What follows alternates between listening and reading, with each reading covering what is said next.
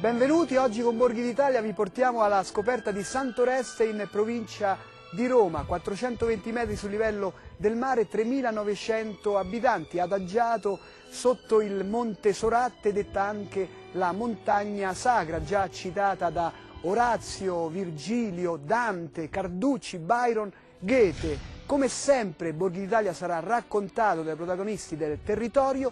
Iniziamo con il primo cittadino.